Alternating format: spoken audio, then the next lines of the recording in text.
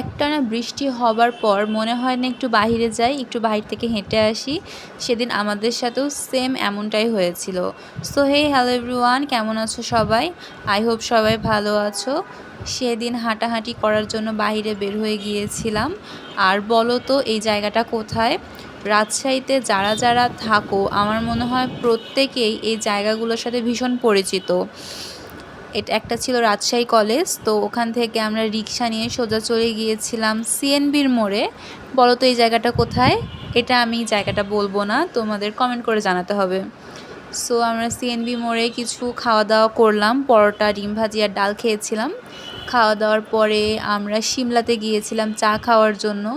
তো সিমলার এই ওয়েদারটা অনেক ভালো লাগছিল, আর জায়গাটার সাথে না অনেক ধরনের স্মৃতি জড়িয়ে আছে। যখন স্টুডেন্ট ছিলাম ফ্রেন্ডরা সবাই মিলে এখানে বসে আড্ডা দিতাম।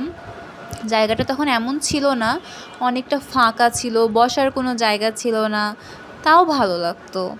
আর এখন তো অনেক ঘিরে ফেলেছে, জায়গা করে দিয়েছে। তো তারপরে আমরা সিমলা থেকে চলে গিয়েছিলাম টিবাত। টিবাতে আসলে জল দেখতে, জল নাকি অনেকটা উঠেছে সেটাই দেখার জন্য। জল অনেকটা কমে গিয়েছে আর প্রচণ্ড রোদ ছিল, বেশিক্ষণ থাকতে পারিনি। বাড়ি আসার পর দেখি বৃষ্টি, এমন ঝুমঝুম করে বৃষ্টি হচ্ছে, মনেই হচ্ছিল না যে সকালে এত রোদ উঠেছে। বৃষ্টি হবে আর আমি ভিজবো না, এমন কখনো হয়? তো দৌড়ে চলে গেলাম ছাদে। ছাদে যাওয়ার পর আমি ছাদে যেতে যেতে দেখি বৃষ্টিটা কমে গেল। কেমন লাগে বলো? মানে তো ভিজতে তো পারলামই না, জাস্ট মানে কি একটা হয়ে গেল। তো যাই হোক, যতটুকু বৃষ্টি পড়ছিল সেটাতে এনজয় করার ট্রাই করছিলাম। তো আজ এই পর্যন্ত, সবাই ভালো থাকো, সুস্থ থাকো, সবাইকে বাই।